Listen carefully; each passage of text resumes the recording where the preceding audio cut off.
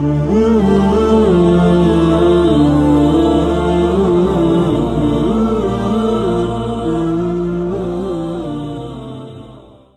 auqati wal azmat geus rumus-rumus aya bid darurah aya daiman aya bil imkanil khos aya bil imkanil am eta ngaranna jihad nu kos kitu ngaran tayeulah nu kos kieu aya daimah mutlaqat eta ngaranna jihad kana mun geus dihijikeun ke jeung muraqabat jadi mukhtalitat ngaranna lamun di darurat ieu daimah dihijikeun ke jadi naon timbulna tak eta ngaranna mukhtalitat gambar kurang jadi santri mah ulah ngahape bae bego santri ngahape bae mah mukhtalitat coba tulis teng ieu kapangih jeung ieu kumaha ieu kapangih jeung ieu kumaha ieu kapangih jeung ieu kumaha ieu terus jadi nyimpul engke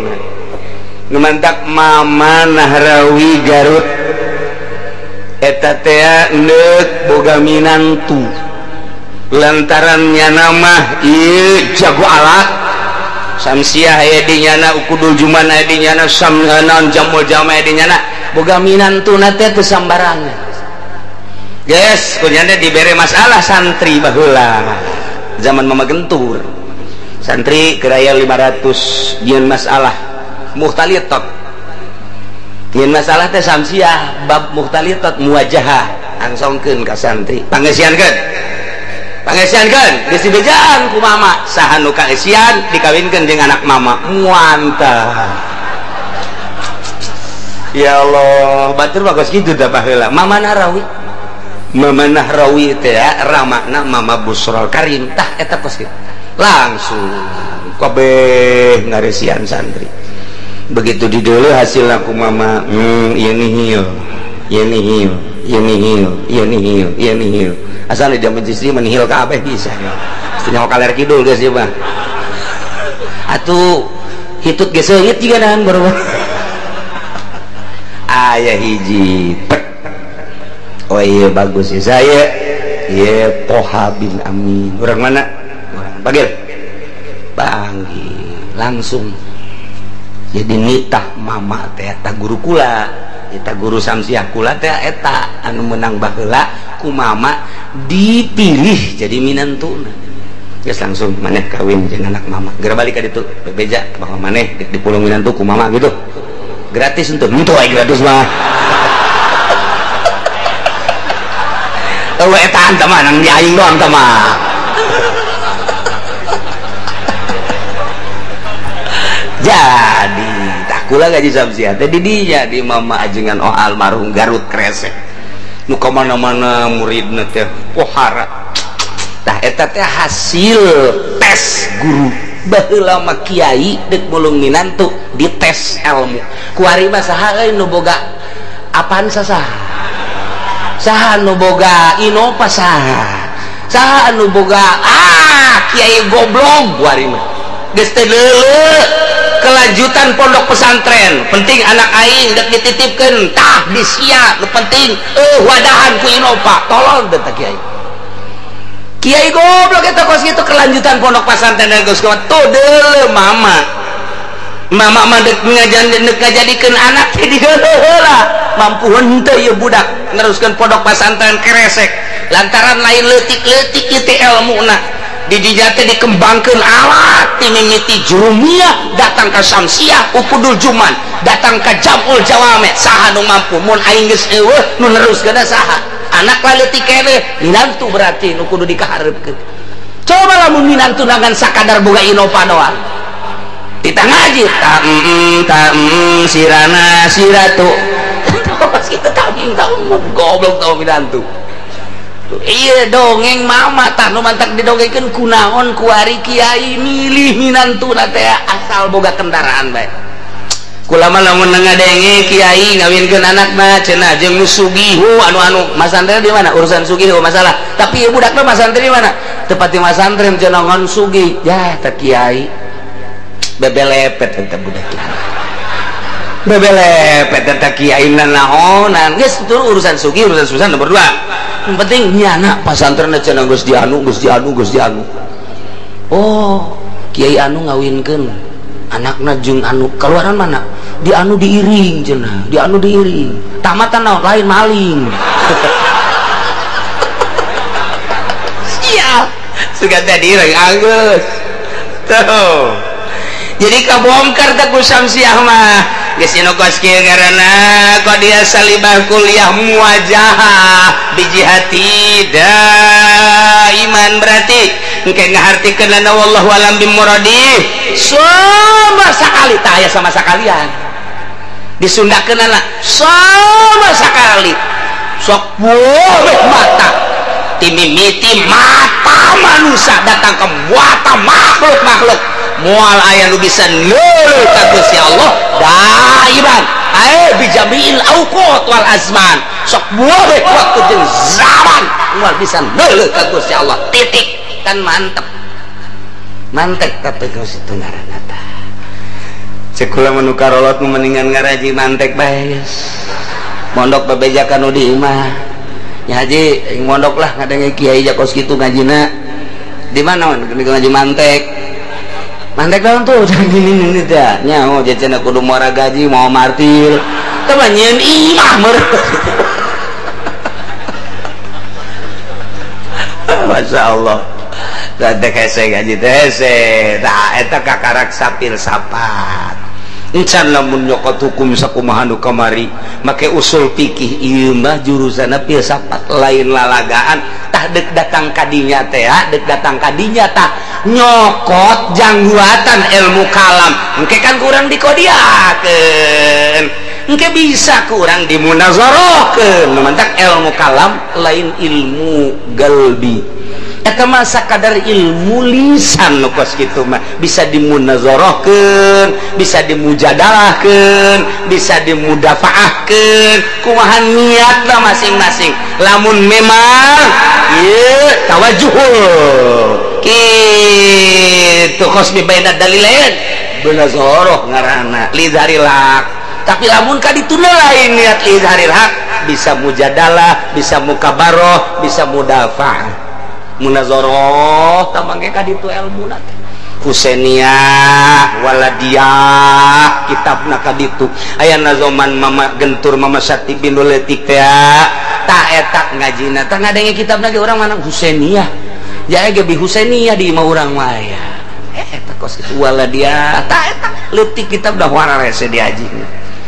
tuh geus lamun kurang dimunazarahkeun bisa kurang ieu paham nu tadi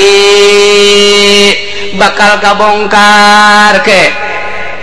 lamun ieu salibah kurang ditanakud geus lamun teh amatina daimah kadituna bisa ka mana jurusanana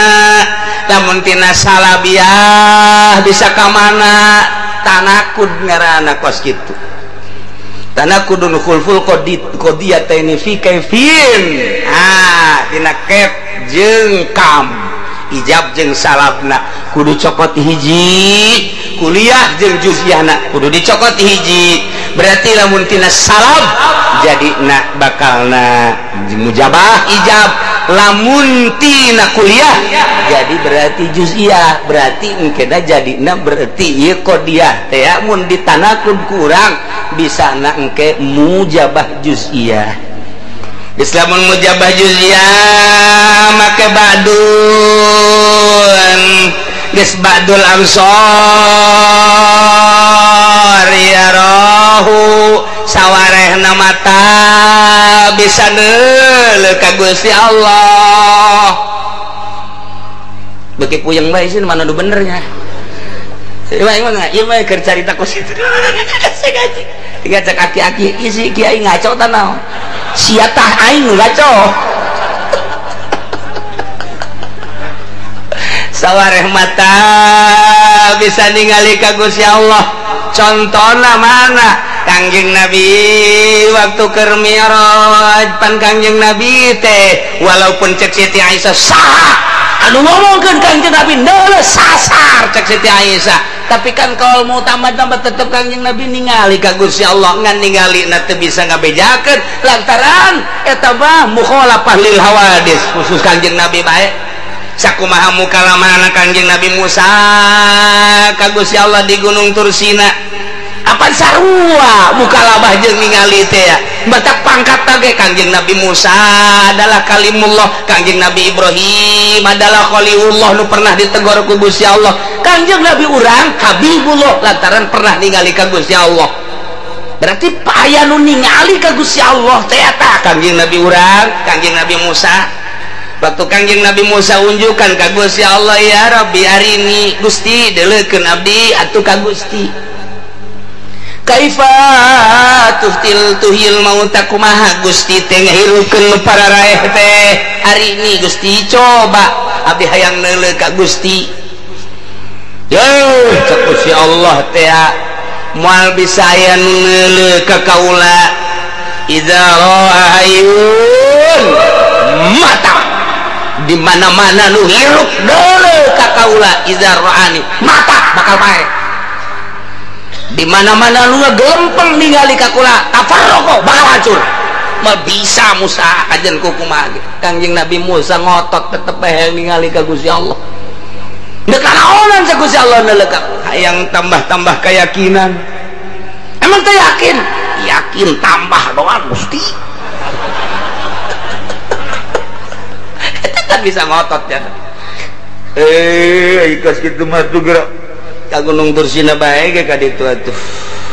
langsung gancang bae ge bakal kapanggih di hareup dongeng Kangjeng Nabi Musa mun henteu ngabesan ieu panyakitna ngabesan ya engke datang ke gunung teh Musa ikhlan alai bil wadil muqaddas itu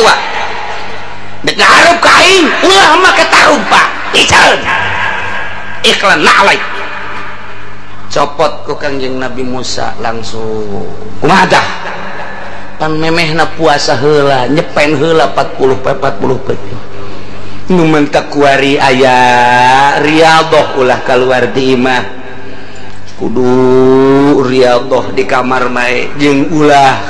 kadenge sora di mana tuh di leuweung ulah ngadenge sora-sora makhluk aya pantarekah kitu teh supaya engke datang kris luk tilu wah sasar ieu bangsa Golkar dewe ya iya suci kos kara itu Kangjeng Nabi urang di Guha Hiro Kangjeng Nabi Musa di Gunung Sinai falamma tajalla di mana barang Kangjeng Nabi Musa Gusti Allah tajalli katembongan geus teu hese nyaritakeunana kharra Musa sa'iqo ngajungkal Kangjeng Nabi Musa pingsan teu kuateun mata ceuli ngadenge atawa neuleuh Kangjeng neuleuh ka Gusti Allah moal kuat kharra Musa sa'iqo tadi mah keur carita ari ini anzur Gusti abdi deuleukeun hayang ningali mau kuat tetapi nu jelas mah sebagian mata aya nu bisa neuleuh ka Gusti Allah ngan teu meunang dicaritakeun ku Kangjeng Nabi Musa gani Kangjeng Nabi urang teh nyaritakeun ningali Kangjeng Nabi Khalilullah Ibrahim teh ningali teu nyaritakeun neuleuh ngadenge jeung tegoran-tegoran hanya tarjamahanna bae moal kuat anjeun kula nu ngarasakeunana seperti eta. Apakah waktu eta Gusti Allah aya dirinya lain ditajalikeunana waktu dirinya Gusti Allah mah di mana bae mun ayeuna ditajalikeun di dia lamun ditajalikeun Kangjeng Nabi urang di ditu di Sidratil Muntaha dirinya lain Allah dirinya tajalina dirinya Allah mah di mana bae aya sakumaha getih nu aya di awak urang di mana bae aya sakumaha saripati nu aya dina kitu caipati di mana bae aya sakumaha susu salobana susu di dinya aya protein yo gedena dunia aya Allahan Allah di mana ditajalikeunana urang kapanggih di dinya ngan moal paling ulama melalui rasa deket jeung Gusti Allah maka dimensi kagenep awak kurang teh aya panca indra 5 indra ditambah ku Gusti Allah bagi jelema nu hudang peuting jeung zikir ka Allah dengan cara tersendiri dibere indra ke-6 dibere indra ke-7 dibere indra ke-8 dibere indra ke-9 geus datang ke 9 lantaran ieu awak kurang ge aya 9 lain 5 nu sabenerna mah ngan anu dikaharepkeun 5 nu kudu diistighfarna 9 geus engke indra di luar nu 5 datang ke 9 kos kumaha eta Tuan Syabdul Qadir buka aya 40-ha di ditu aya di dia aya di dia aya kos nu nyandung mah di nu ngora aya di nu kolot aya tapi beda-beda waktu pantau mah tah kos kitu Bung Karno di Digul aya di Tanah Abang aya di Tangerang aya pan sudah bisa kos kitu moal kaharti ku sia mah sebab sia mah beuki tempe kene daharna kan sekupina menang ridit kene kahalangan ku eta moal bisa kiai nu masih kene proposal-proposalan jauh jeung Gusti Allah kiai nu masih kene anslub dina kos karar itu jauh jeung Gusti Allah moal bisa kahalangan ku eta aya secuil bae dunia di jero hatena eta lah nu jadi hahalang antara dirina jeung Gusti Allah moal bisa tanu mantak di dieu mah berarti kacaritakeun mah urang teruskeun wa hadza maksusun li ru'yatil mu'minin lahu bil akhirah lamun tadi pijamil auqat wal azman mun kurang ke ditanakud jadi panjang geus tamah jang sakadar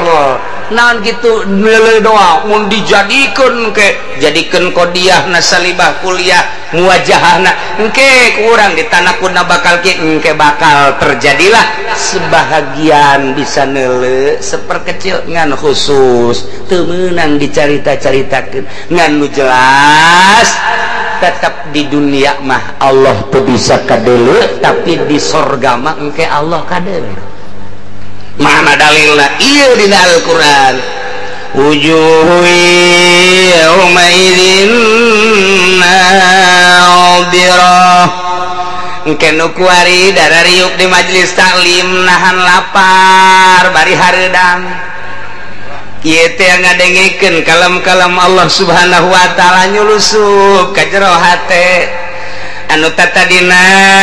encan resep ibadah tambah kuari ibadahna jadi resep nu tatadina teu make salat sunah qobliyah badiah jadi tambah nu tatadina tilok udang peuting kuari jadi udang peuting nu tatadina tilok daek nyekel tasbih kuari tasbih na ge loba dijualan blon mah tuh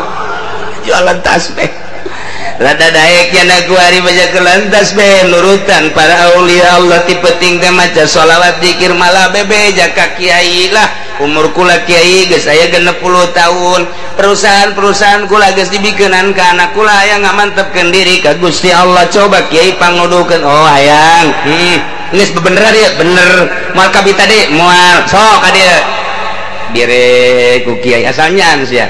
asal sia balik deui ka usaha ku guru torekat mah disia-sia sadaja laki-laki digantung sia ku aing oh kiai panggantungkeun bae modar sia beneran kan bener karak tere mulai zikir tengah peuting na pikiran lagi geus tinggal nungguan paeh bae jaya harta geus dibikeunan ka anak kabeh geus ieu mah geus tinggal sebatang karebe ka Allah bae kuari mah hampang bakalna ibadah anu masih keneh pabelit jeung warung pabelit jeung sawah pabelit memal anu mere sasaha ge lantaran moal jadi-jadi kudu dinolkeun heula ulah aya tulak tahu kana dunia siap abdi selantaran umur ieu geus 60 tahun teu geus bengek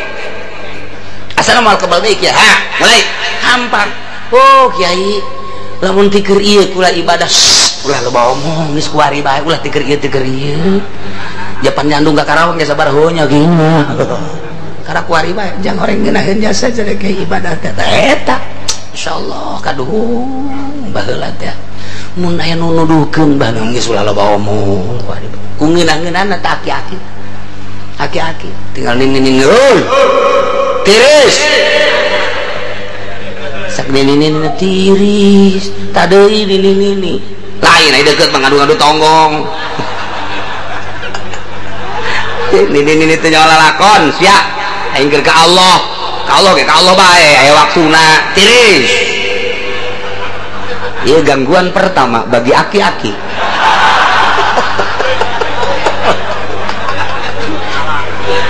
Kada ini make jeung tiris-tirisan segala. Aduh, Masya Allah, asal aki-aki na atuh geus. Berarti moal beres da zikirna teh. Ulah geus lah geus kolot ieu. Mangkeur ka Allah ye, ka Allah lah. Karena kuari bae. Tungtung nama penting lain zikir ngadu omong jeung ini. Zikir. Maut mawa kalimatun thayyibah ketika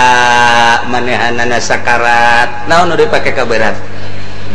Naon dipake ka berat? Warung geus dibikeunan ka anak, sawah geus dibikeunan ka anak, kabeh imah geta ieu mah jang bungsu bae abah masa akan numpang bae di sia.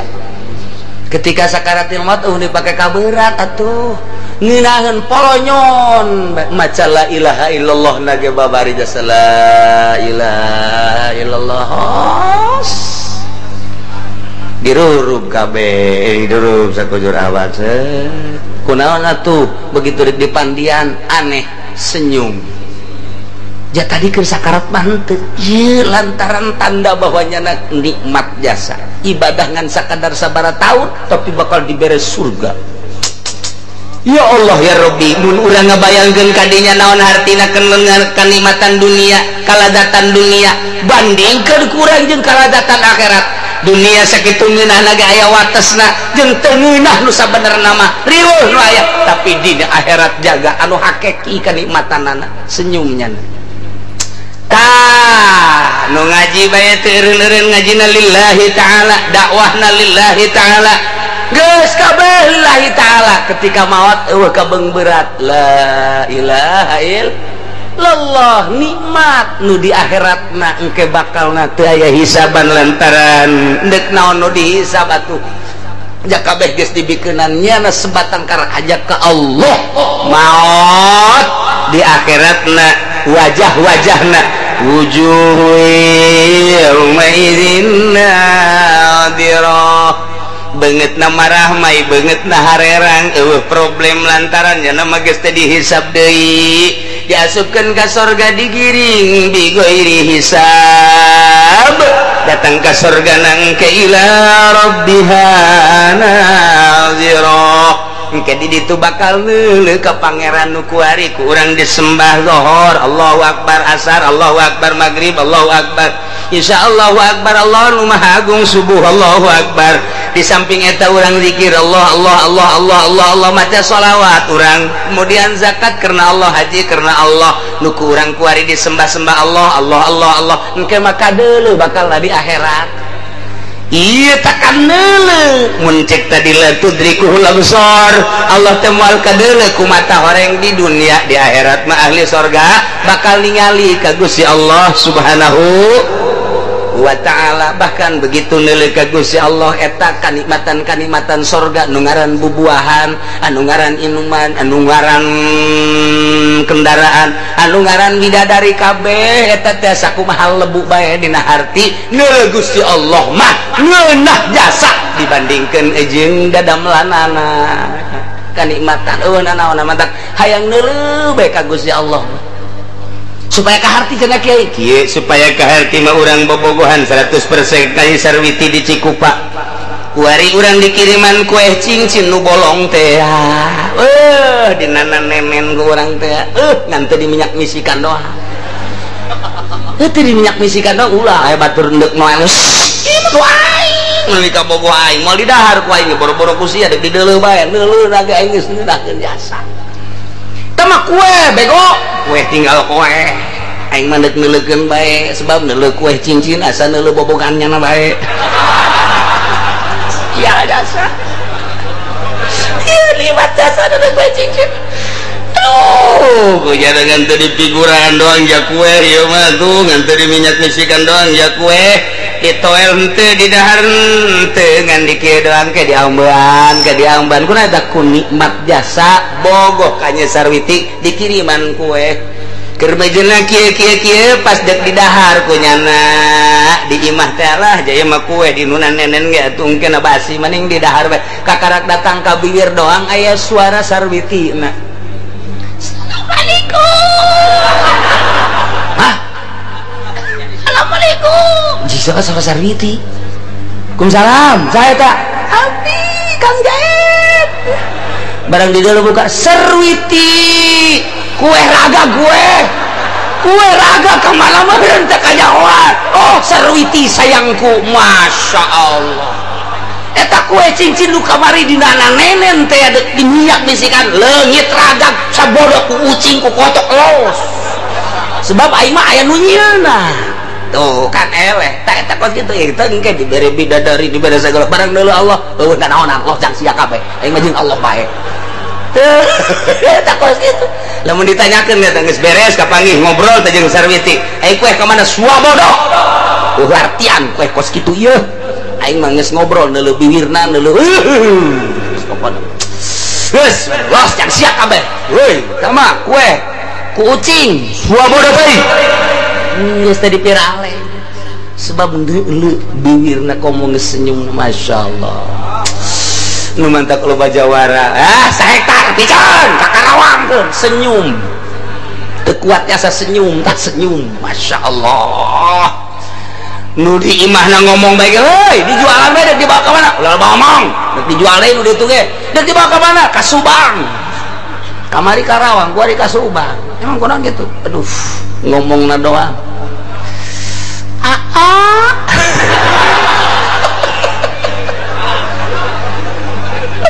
ayo jeung urang rawaki dan kemana memonon sia kadaran di akang-akang atuh beuh ieu mah ngomong sadaekna bae teh pan urang beuh hate teh aja jantung kajenting keur hareudang ngecep betis diaakeun ku urang Subang langsung retis komo hajunya na bari nyuguhan masya Allah bari sengit tanu di imah mah bau kelek mantap kajun teu hayak kado di imah bau kelek di deuleu ieu na behana talina nu hiji deung nu hiji beureum beres masya Allah isi budak tapi anakan bae tetap kan itu diakangkeun jadi sakali diaagan cokot tas dan ka jero kamar sabaraha eta aya begitu 100 juta malah nu di imah mah baru 100 juta hayang 100.000 ge bau urat pangkal sebedek ieu teh eta doang tah eta kos kitu ieu Gusti Allah bakal katingali jaga di akhirat kurang mantak geslah ulah pati dihayal-hayal ting dunia saya nak menang ngatur Gusti Allah geus rapih Allah ngatur waktu orang lahir ke alam dunia geus diatur ku Gusti Allah rizki orang loba jeung saetikna mentak lamun masih keneh ngudag-ngudag bagian orang saetik mah saetik bae teu diudag loba mah loba bae nemahna nu ku Allah bakal dideuleu kana papasten ti Gusti Allah jeung babagian ti Gusti Allah ieu nu bakal ngahampangkeun sakaratil maut teh nomor kahiji nomor kadua hadis Syaikhain cek Bukhari Muslim innakum satarawna rabbakum sanyana ranjen kabeh bakal neuleuh ka pangeran ranjen kabeh kama tarawna al-qamara lailatal qamar lailatal badri sakumaha anjeunna neuleuh kana bulan purnama kana bulan dina bulan purnama artina lain Allah kos bulan artina urang teh bakal neuleuh ka Allah kos sakumaha urang neuleuh ka bulan jelas berarti dina pada jelasna adapun itu bisa dicaritakeun kos kukumaha nama di akhirat ge hese nyaritakeunana lantaran ke kadeleuna beda-beda ku Kangjeng Nabi urang mah Gusti teh kitu, kadeuleunan ku Kangjeng Nabi lain mah kitu, ku para wali mah kieu, tergantung kumaha martabatna masing-masing. Kacintaan urang nu kuari bakal nembus engke kana kaindahan Gusti Allah. Sebab nu didelete pan kuari cinta urang ka Gusti Allah, cinta urang 100% kitu bentukna cinta urang, 20% 80 kitu bentukna cinta urang, 80% kitu bakalna tan mantek cinta urang ka Gusti Allah na. Tanda cintana daek berkorban, tah jang agama, tah jang agama, tah jang agama, jang ulah-ulah harta, yo nyawa ge ku aing dipersilahkeun, jang luhurna agama Allah. Ente aya jual beli jeung dunia teu aya. Nu mantap Osama bin Laden jeung teuing aing mah dibunuh ge harta aing wabeh jang liilahi kalimatillah. Saddam Hussein aing mah pokona perang liilahi kalimatillah.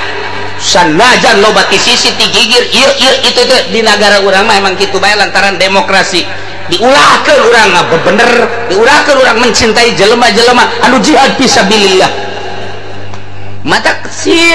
ka urang mah naon hilir mudik simpang siur berita teh Muammar Gaddafi urang kumaha caritana atuh jeung urang ditu. Coba tanyakeun Muammar Gaddafi kos kumaha nyawana dikorbankeun daripada orang kafir asup ka negara aing ka Libya maning aing jadi tebusanana. Keur disingkatkeun seperti eta masyaallah.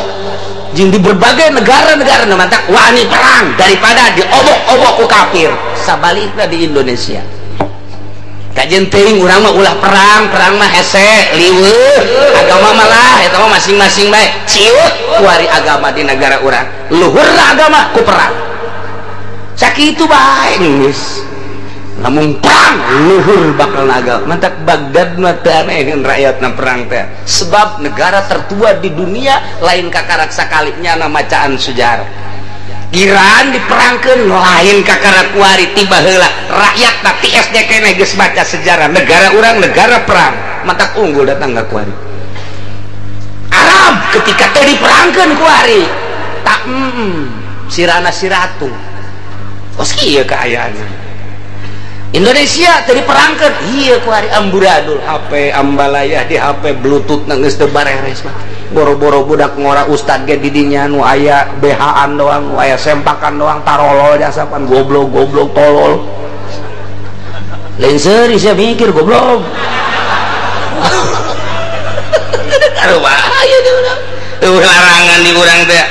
Di zaman kurang keur ngora mah kapan larangan begitu naik deka Bandung teh deka Bandung lantaran aya isu loba anu ngajualan itu gambar-gambar bugil eta di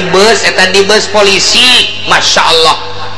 tukang-tukang dagang coba dideuleut tukang rokok tukang majalah takut ada yang jual gambar-gambar. Ya Allah ya Rabbi keur kula masantren di Garut lamun deka Bandung jurusan Cicaheum mata Bokbon Kalapa eta dioperasi heula tadi mobil teh operasional besi aya nu ngajualan kos itu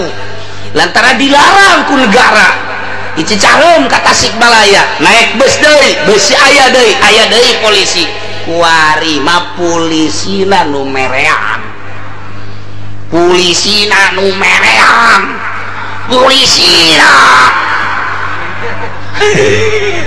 itu ada ya di HP polisi ge aya goblok dibikeun ka babaturanana ambalaya. Ini kumaha negara urang coba ayo pemandangan geus eueuh rem berbagai tayangan-tayangan dan lain sebagainya informasi wahara jasa melalui HP internet dan lain sebagainya. Maka cek Gus Dur belum siap Indonesia untuk menghadapi era globalisasi. Cek Amin Rais siap sudah, cek Gus Dur belum siap. Coba dah lihat bener baik kuari kebablasan pemajikan geus boga anak 5 menta cerai akibat Facebookan, geus boga anak leungit saminggu akibat Facebookan. Pemajikan di Tangerang tah nu sugih teh ya Facebookan jeung urang Kalimantan leng kuari geus boga incu make stit keneh kapan nini lantaran Facebookan jeung budak ngora bolon panet itu bolon ieu ablaul bolon ditinggalkan geus boga incu lain seetik di kalangan pejabat ge karar itu terus datang ke handap deuk kumaha ka hareupeuna ieu kakarak zaman datang ke tahun 2012 menghadapi 2013 lah 2013 ieu geus kos kieu ulah diharapkeun 14 15 kali itu makin bagus ma min zamanin illa badahu syarrun min zaman maka ditu beuki boblok ulah diharapkeun mantap anak teu dipasantrenkeun teu nyahoon ka salat teu waka disalahkeun anak bapana anak tadi diajikeun tadi pondok pasantren kan deleukeun ka hareupna kuari bae geus kos ieu komo ka hareup lamun bapa jeung ibu hayang salamet ka hareupna nyahoon ka Allah pasantrenkeun anak kadituna bae emang kumaha ya Allah ya Rabbi ieu mah lain lalagan kuari mah geus teu kuat sakumaha cek Gus Dur belum siap Indonesia naon sababna anehan cek orang cek Gus Dur mah orang Indonesia masih aneh jadi nemuin apa-apa aneh kok bisa gitu Gus iya di Jakarta aja ada motor nabrak ayam masih digulung-gulung aneh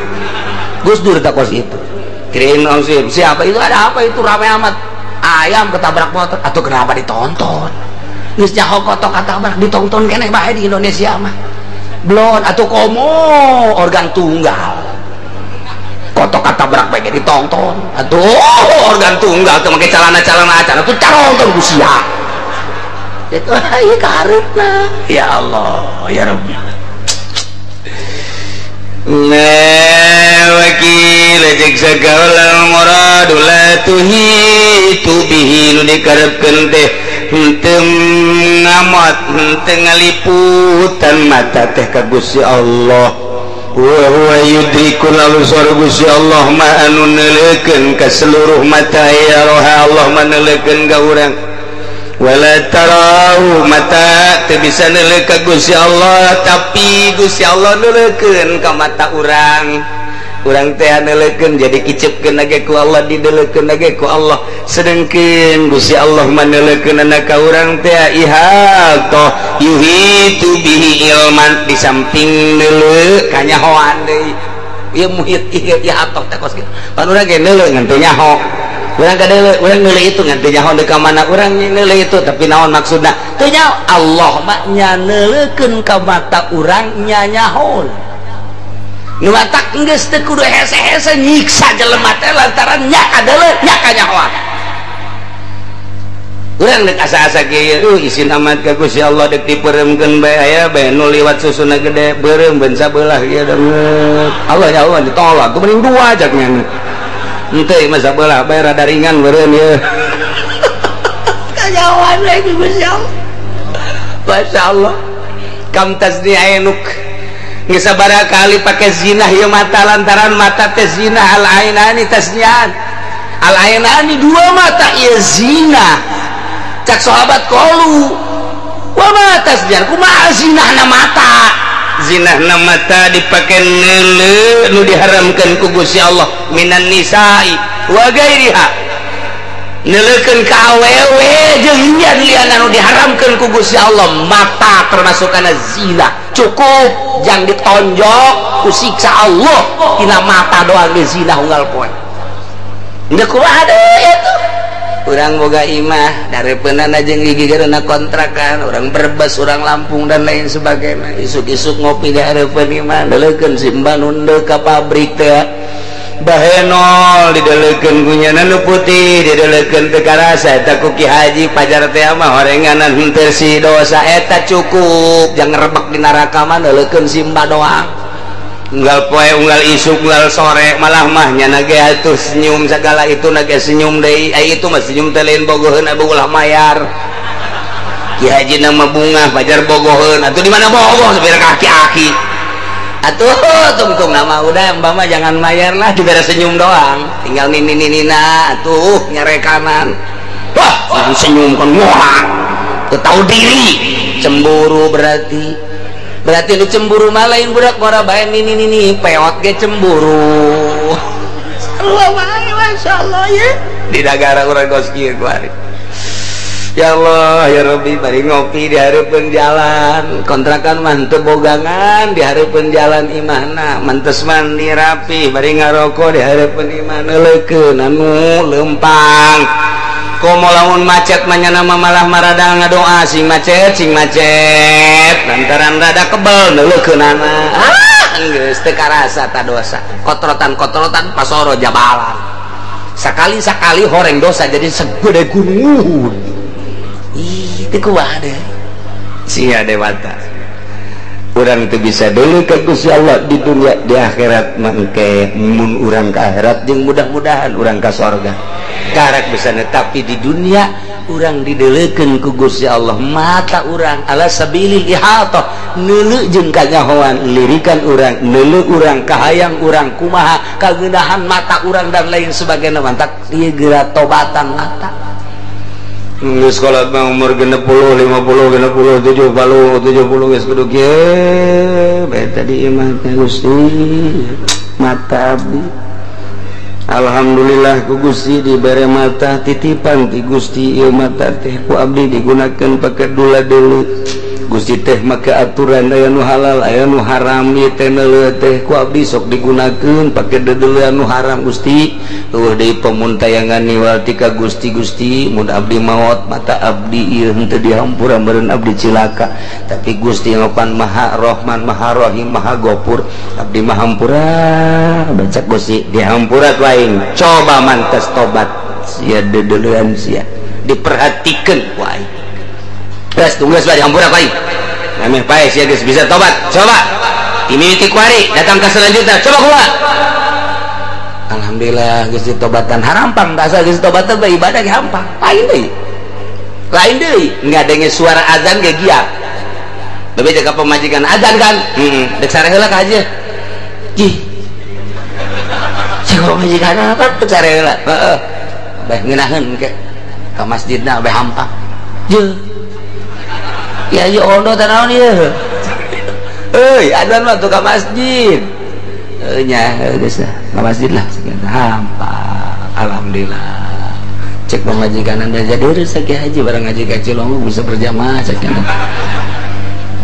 di imah ke masjid ya bangsa 300 meter lah di jalan aya si mbak ih ping-ping na putih amat tuh budak karakter tobat ayo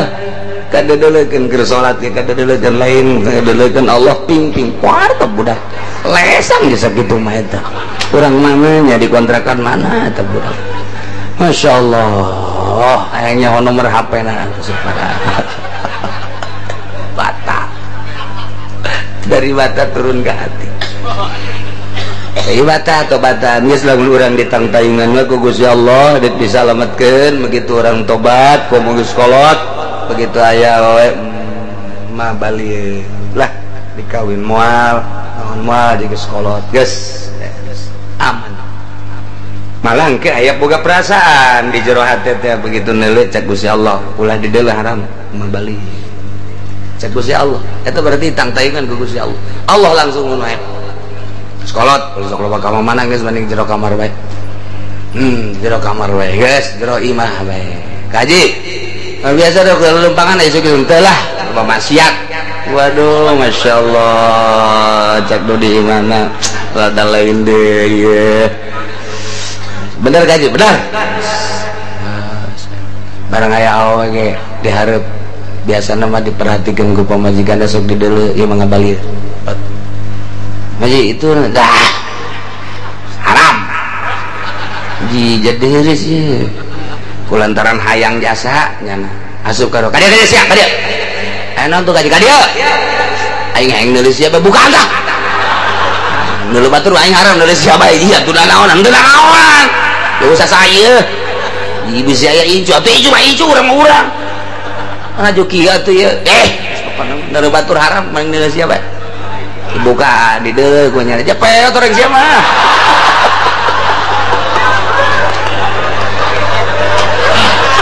Gusti Allah Masya Allah ta'ilah Gusti Allah neleukeun ka mata urang nyahun di samping neleukeun nyahun berarti ala sabilil lihat mantak nomor kahiji yaroha wala yarau